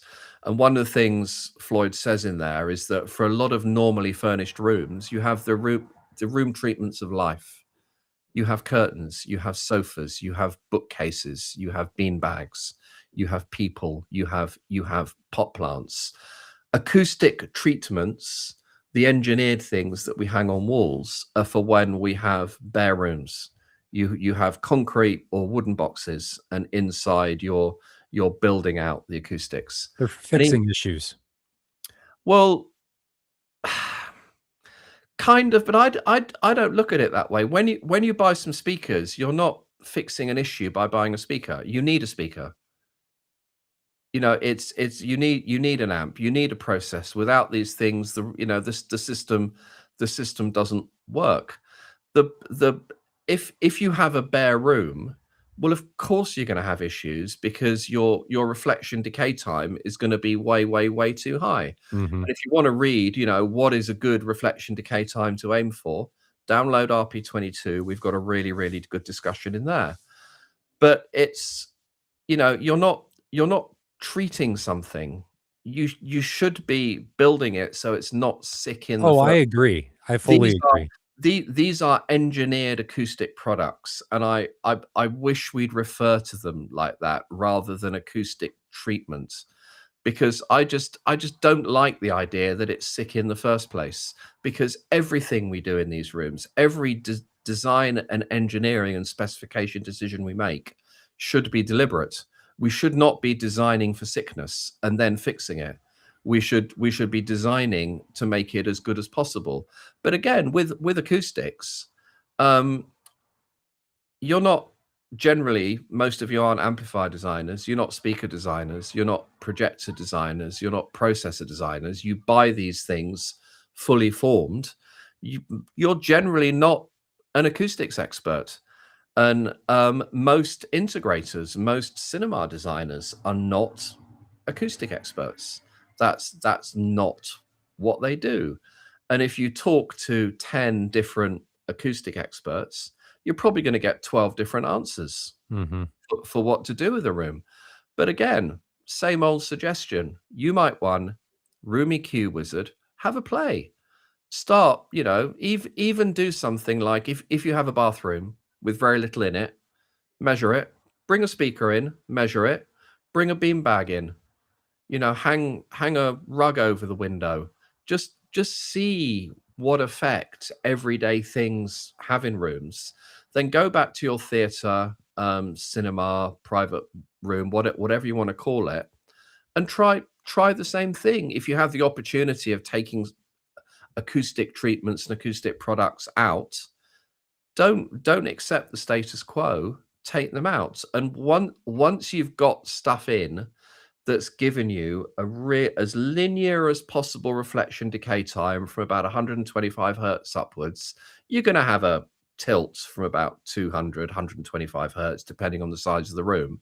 But you want a reasonably flat line from there. Once you've got there, then you can think about the nuance. Oh, where should that diffuser go? Should I be absorbing the first reflection? Ben talked about that weeks ago. You can begin to talk about the little bit of nuances, but you can't do that really until you've got the basis of, it's never going to be a completely flat line, but you absolutely don't want that line looking like that. Yep. Try and mitigate as much as possible in the engineering process. The earlier you can do it, the better the overall end result, in my opinion. Yep, it's something you need a strategy for during design, and then engineering is right. How am I going to implement that strategy in the real world? But you need an acoustic strategy. What are you going to do? And the acoustic strategy is going to work in conjunction to what furniture do you have? It's going to work with everything. What are the interior design constraints? Are my speakers wonderful off axis, or are they a bit shoddy and there's something I'm going to need to do about? It's like all of these decisions, it's integrated into the whole. It's Not the sum of its parts necessarily instead of independent. everything on its own. Yeah. Well, Peter, anything else to add? I don't No, want to. I happy don't to go want to through some questions if you overwhelm want. people with anything. Sorry. Happy to go through some questions if you want. There haven't been a ton, but we can look at a couple of them. So Brian Cobb asks, how much of an impact can an entire room fabric wall have on absorption? Would all of that fabric absorb a lot of high frequencies? depends on the fabric. Yep. One of the most dangerous phrases is acoustic fabric, because a lot of interior designers consider acoustic fabric as fabric that blocks and absorbs sound. So you need to use the phrase acoustically transparent fabric. And the really good acoustically transparent fabrics do absorb a little bit of those really, really high frequencies. I see a lot of rooms where, the professional has said, oh, but the customer demanded Alcantara. Well, okay, but that decision has ruined the room. Mm-hmm. You cannot get acoustically transparent Alcantara. You can get Alcantara that has micro perforations, but even that has its issues. So if all of the walls are of a genuinely acoustically transparent fabric, you're probably going to be okay. It's going to have minimal effect. But if it has some absorbance, then yeah, it's going to kill those high frequency reflections and leave you with quite a dull sounding room. One really good test of, is a room over absorbed, is get someone to stand in one corner of the room and have a conversation with them at your normal speaking level, then move to the opposite corner of the room and have the same conversation, but don't raise your voice. And ask them, is this still completely intelligible? Has my voice changed character? Do I need to talk louder? And if they go, no, you don't need to talk louder, your voice sounds pretty much the same as when you're standing in front of me, you've probably done a good job. If all of a sudden your voice sounds a bit muffled and you have to Mhm. raise your voice and shout a bit, then you've probably overabsorbed your room. I agree. What are the benefits of a sub that's capable of playing cleanly up to 300 hertz or above? Ah, great question. This is a good question that a lot of people don't think about or think matters.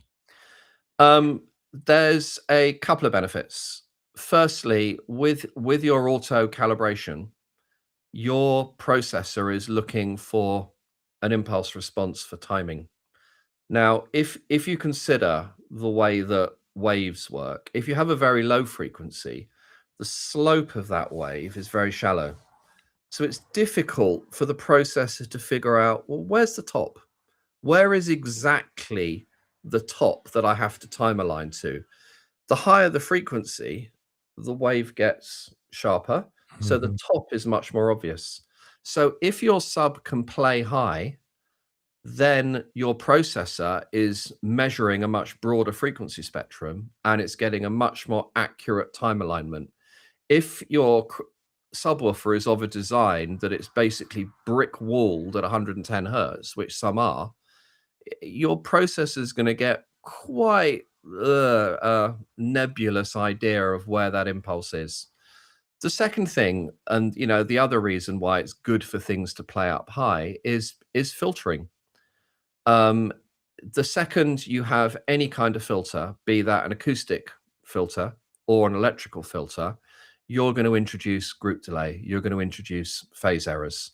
So if your speaker can just play really, really high and it doesn't need a sort of a physical built into the design of the subwoofer filter, then you've just got the electrical filters and you've not put one filter on top of another to Mhm. get some nasties. So it's a really, really good thing if your subwoofer can play high.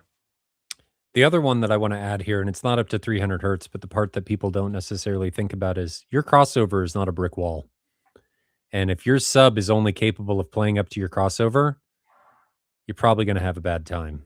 Or you may not realize that you're going to have a bad time. So your sub being able to play well above your crossover point is going to make things less of an issue in both the frequency and time domains. Because it's more of a roll off and on, not a hard wall. But that's a great question. People need to think about these things more instead of everything in a vacuum. Uh, this is another really good one. And this has actually come up quite a bit with people discussing baffle walls, where people are just treating their front wall. And if you really think about it, especially in the discussions that we just had, it's kind of backwards when you do a lot of this and you're removing SBIR and you think about how a speaker has been designed and what it's trying to do, and you're removing a lot of what it's relying on to be effective. So you want to take that for CSO? Yikes. Um, it's a really, really, really big conversation. Mhm. The one of the questions was, and this partly answers it, last wall to treat, what to focus on first. The key here is don't ever have two opposing walls where you have nothing on them, because then you're going to get what's called a flutter echo. And a flutter echo is where sound just bounces between two walls because there's nothing to break it up. With flutter echoes, as long as one of the walls is either absorbative or, actually, what's even better in a lot of situations, diffusive, Mhm. because the difference in absorption and diffusion, absorption takes the energy out, diffusion, pure diffusion, of which there's very, very few diffusers that are pure diffusers. There's only one that I know of, which is GUD, it's kind of diffuser worlds, you know, that they like their acronyms. There's something called a bad diffuser. Nothing to do with it being bad and ineffectual. Bad is an acronym for binary amplitude diffuser. There's something called a good diffuser, GUD. They are very good. I think it's geometrically uniform or something. Don't quote me on that. And a GUD diffuser, it's patented. There's a manufacturer of them. It is a pure diffuser. It has no absorption. Most diffusers also have some absorptive effect. It's hard to get But around, but yeah. absorption takes the energy out. Diffusion doesn't remove the energy, it scatters it in multiple directions. So rather than just sound bouncing backwards and forwards between two surfaces, sound will hit the diffuser, the energy will remain, but be scattered. And that gives you a much bigger sense of space, and keeps the energy in the room, which for high frequencies and mid-range is to a certain extent important. Mhm. In terms of absorption behind the speaker, if you think about SBIR, as a speaker goes higher in frequency, it does become more directional. So SBIR, depending on the speaker design, is only relevant below a certain frequency. Now, if we take that frequency, you know, I'm going to pull a number out of my ass here. Let's say 600 hertz is probably a good place to start. In order to completely absorb 600 hertz completely, you're going to need quite a stack of absorption. So just putting some 1-inch foam on the wall, will it help 600 hertz? Sure. Will it help 400 hertz? A bit. Will it stop SBIR at 120 hertz? Absolutely not. And if you think SBIR happens at a quarter of the distance of the wavelength between the drive unit and the wall, give you an example. At 100 hertz, the wavelength is 343 divided by, 343 divided by 100. It's going to end up around 0.8 per meter. 100, yeah, 0.8 per meter. I'm getting my own maths the wrong way around. So if you have your front face of your drive unit 0.8 of a meter away from a wall, you're going to get SBIR at around 110, 120 hertz. As you move your speaker closer to the wall, that SBIR frequency gets higher and higher and higher and higher. So there's no one answer to this. It largely depends on the geometry of your speaker. If you've got a very, very deep speaker and you want to eliminate that SBIR, you're going to need much thicker absorption on the walls.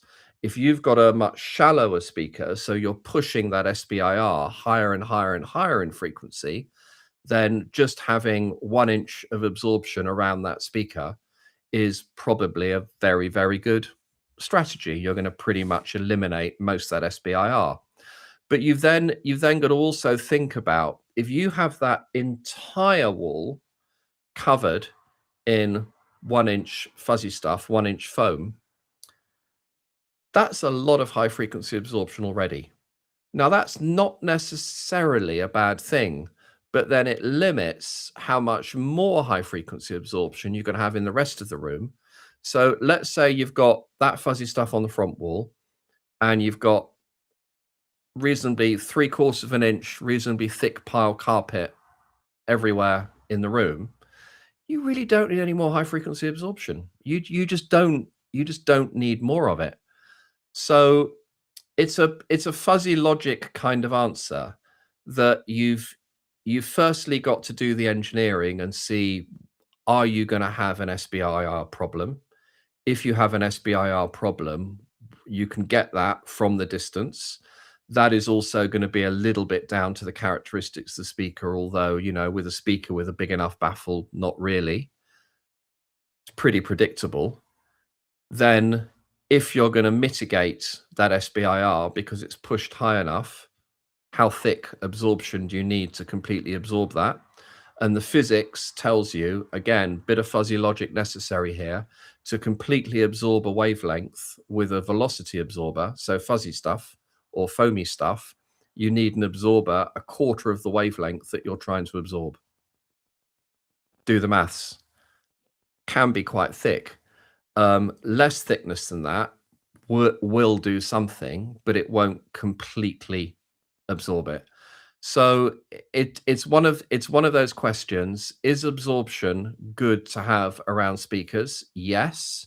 Is it necessarily good to do all of that absorption on the front, have the whole of the front wall covered? Not necessarily.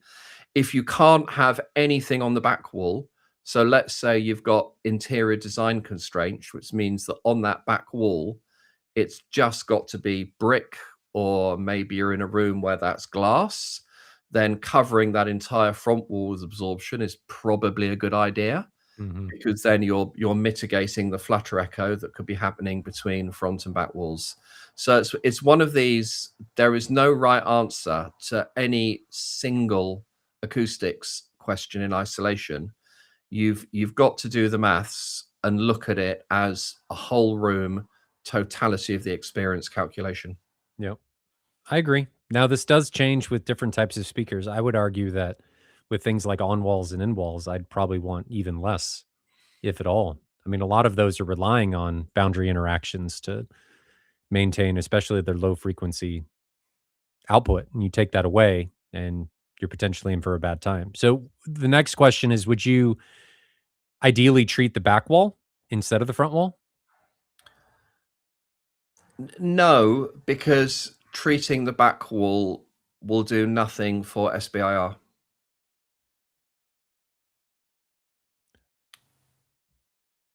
If you didn't have an SBIR issue, let's say, I guess then you wouldn't need to. There's this old school, it's not entirely wrong. There's this old school idea of dead end, live end. Yeah. So you have the front of the room as a dead end, you have the Mhm. back of the room as a live end. And that was very much in Dolby Pro Logic days, where the surround speakers were a mono channel. You had two speakers, sometimes dipoles, and they just threw sound all around, and it was all about immersion. And then at the front of the room, you have left, center, right, which is all about nice tight imaging. So if you, and again, you've got to relate this completely every single time down to total absorption in a room. You Mhm. can't have too much, because then you kill the room. So if you're thinking about all of this sound that's bouncing around the room, and a lot of people will use ray tracing for this, to actually trace, okay, if you're sitting here, the sound will bounce here, here, here, and here. There is a case, I think it's marginal, but there is a case to say, if you want really nice tight imaging from your front speakers, the only sound you want coming from the front of the room is not sound that's bounced around from other speakers, Sure. again, bouncing out from the front. The only sound you want coming from the front is the sound being emitted by those speakers. So in that case, the high level kind of thought around dead end, live end sort of still works. So if you're either going to have absorption on the front wall or the back wall, um, I would say put it on the front wall, but then you again, you don't want strong specular reflections from the back wall.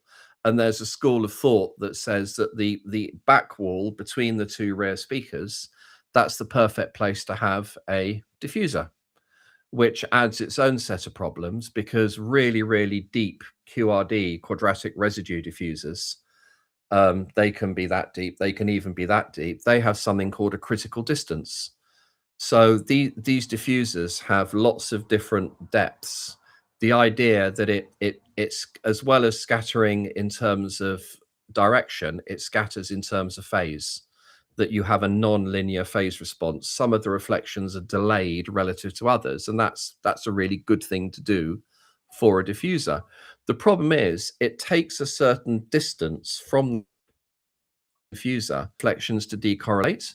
So if you sit too close to one of those diffusers and you shift your head, you actually hear some really weird phasey effects, because those reflections are still discrete specular reflections that haven't decorrelated yet. Um, Again, it's not a always do this Hmm. suggestion. I guess it comes down to you need to think about the entirety or the totality of your room before you make these decisions. Because if you decide, as Peter said, I want a very concise and focused image, that's probably going to dictate not only where you're applying absorption, but also what type of speakers you may want to put up in your front wall, use in your space. Because if you're using absorption, it can create issues for certain types of speakers, at least in my practice or experience, because some speakers rely on that boundary interaction for low end extension, as I said earlier. So if you take that away, you're going to have to reinforce it somewhere. Another one to look at is you often end up putting front wides where the first reflection from the left and the right and possibly even the center channel is. So if you have a first reflection point, which is where you're putting your front wides, Hmm. I would suggest putting, not huge swathes of it, but putting an area of absorption around your front wides.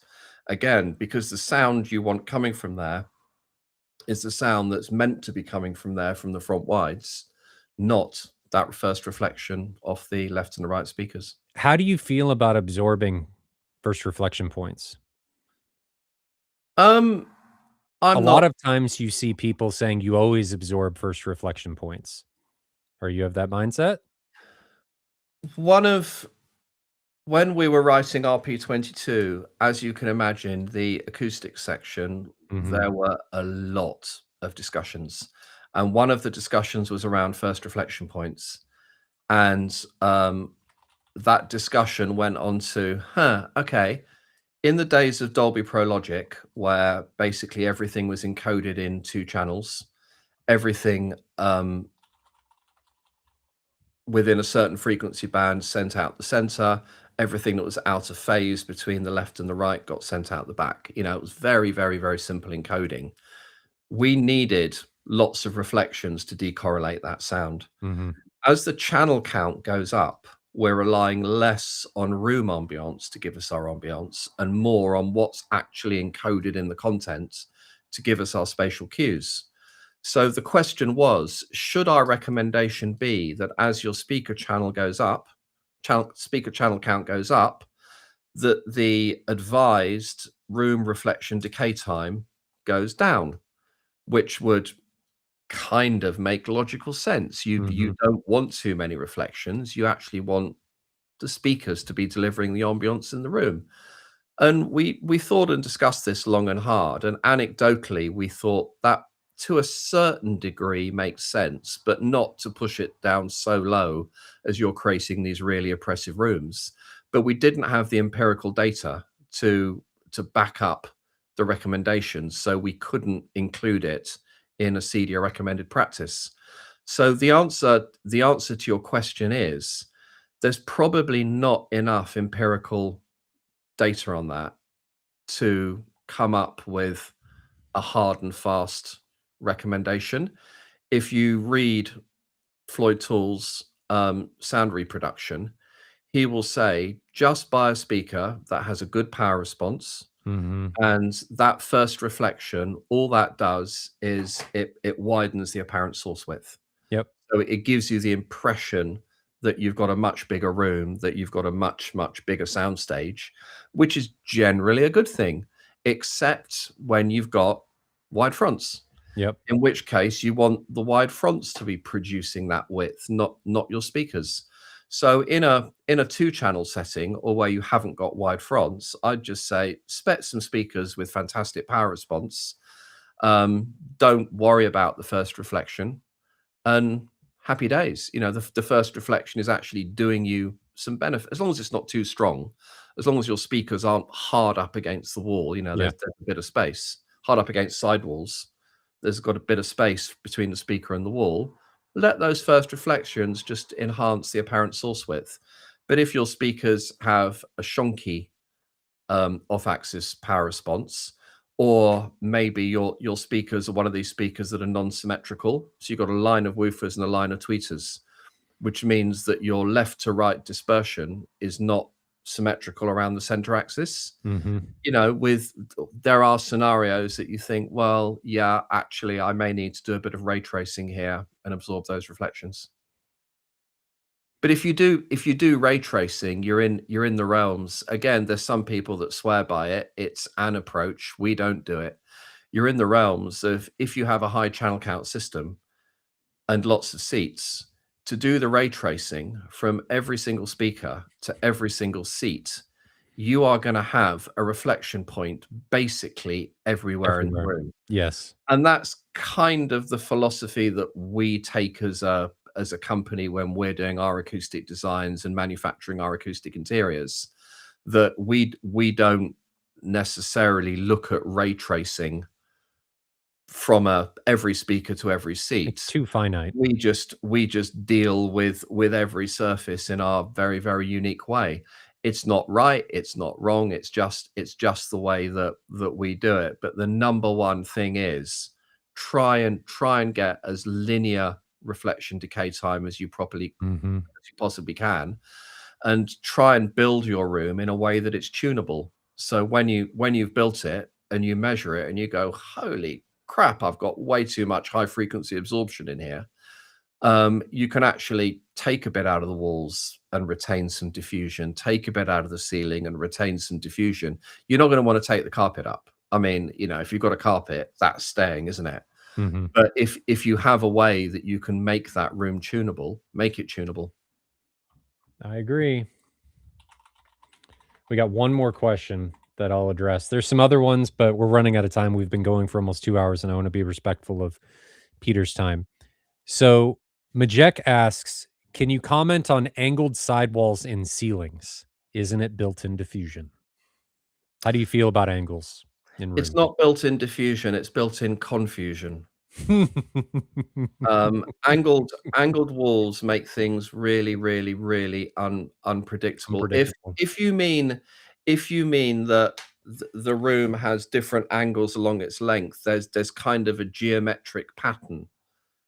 So the walls are basically the room is a rectangular box, but along the walls and ceiling, you have this geometric pattern.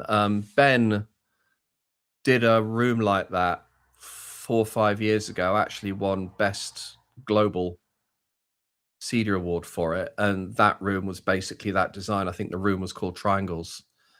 It is a form of kind of diffusion, but it's not really diffusion, because if you think of the wavelengths that you're looking at for diffusion, there is no such thing as a diffuser that is totally broadband.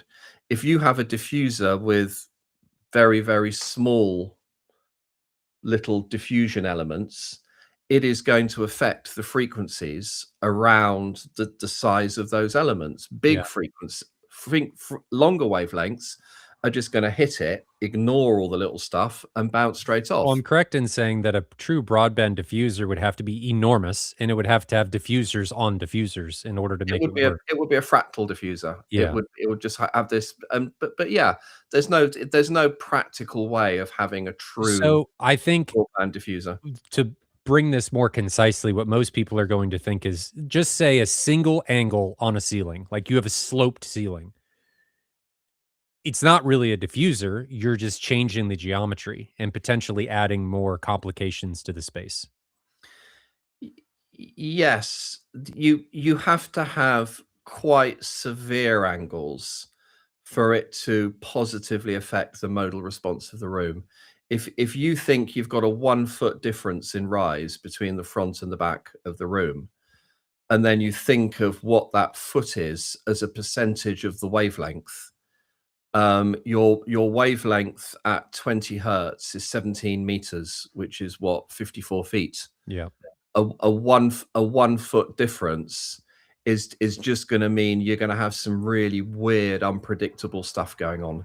So I would much rather, and I think most acousticians these days would much rather have a predictable shoebox shaped room. Yes. And especially with today's active acoustics that have just changed everything. You know, I think a future episode We talked could about that. Yeah. could be, you know, an episode just talking about active acoustics and the effect that that has on room design, especially with active acoustics. You want the room predictable to begin with, and then let the active acoustics sort out the nuance. Yep. If you have an unpredictable starting point, it makes active acoustics and generally everything a lot harder. Yep. I agree. I fully agree. All right. Well, Peter, anything you want to say or add or anything of the like before we close up? We've been going for 2 hours, and I know people enjoy having you on. Follow the engineering, don't follow the product. When you've done the room, measure, listen, adjust, buy a U-mic 1 or even better, inexpensive 4-mic rig so you can do some spatial averaging and just play with it, you know, Mhm. see what the effects are of different settings on the process. Get buy get some bean bags. Just go to IKEA or just a cheap store and get some bean bags. Get some chairs or step ladders, depending how high they are, and put these bean bags at the first reflection points of your system. Listen, you know, listen for the effects, measure for the effects, look at the impulse response, look at where all the little specular spikes are that show probably the strong early first reflections. Try putting the beanbags on the floor, see if the floor bounce things disappear, see what effect that has on the total room reflection decay time. Just experiment. You know, Yeah. the beauty these days is that 15 years ago this test equipment was tens of thousands of dollars.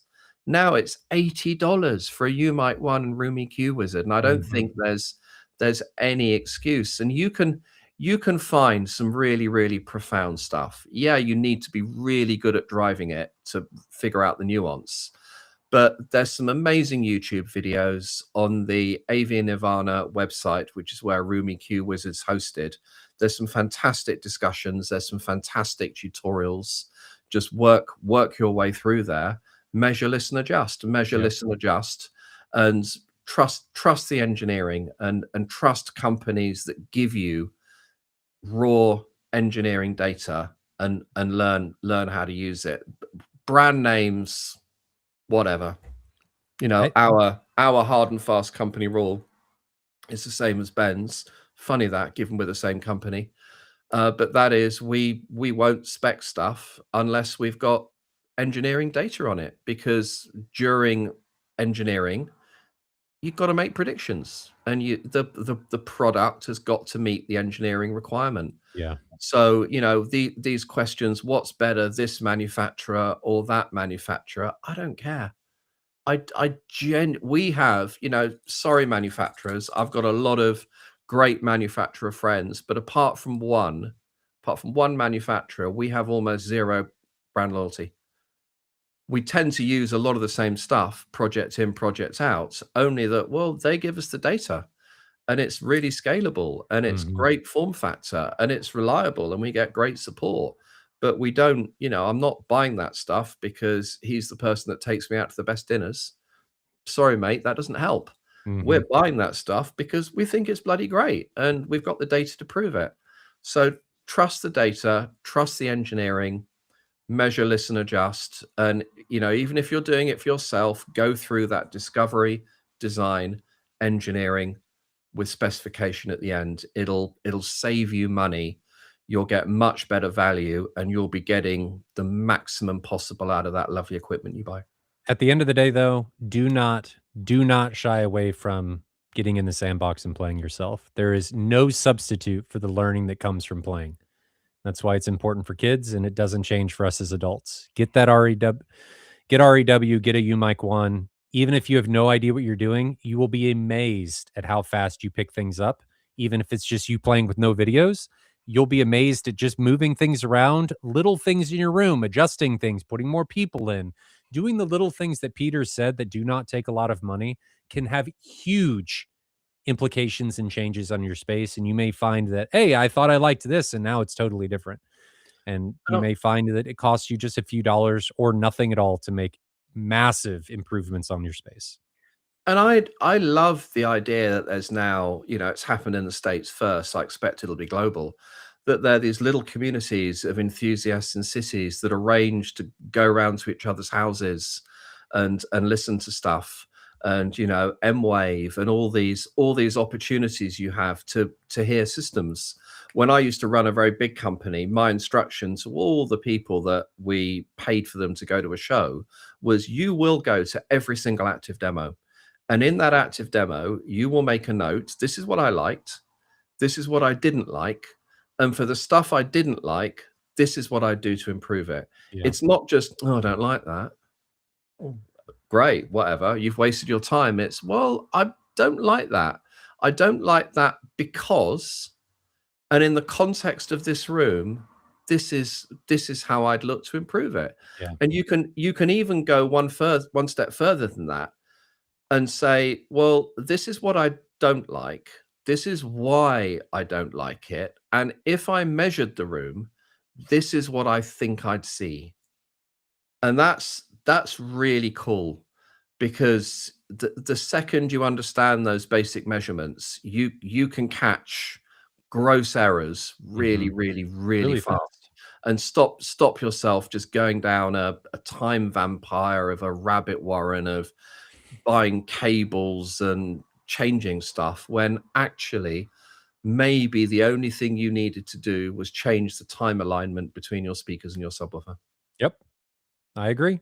Well, we'll wrap it up from there, just to be respectful again of Peter's time. I know I could talk to Peter all day, but again, this episode And was I am on holiday. Oh, well, maybe I don't want to talk to you all day. That's fine. I'm on holiday, but I still want to be here. That's got to say something. I appreciate that. Thank you very much for taking the time to be with us and helping educate and pull some of the, you know, unknowns away from people so they have a better understanding and are more comfortable about doing this themselves. Again, this was Common Myths and Misconceptions on AV and Home Theater. Peter, thank you again for coming to join us. And it's always a pleasure to have you on.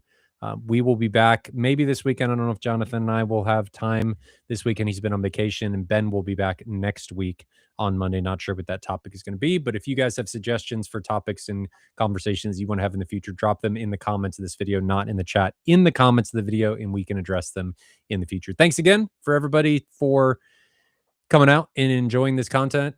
Hopefully you learned something. I know I do every time I have a guest on. That's why I do it. I want to learn. But stay safe out there. Enjoy that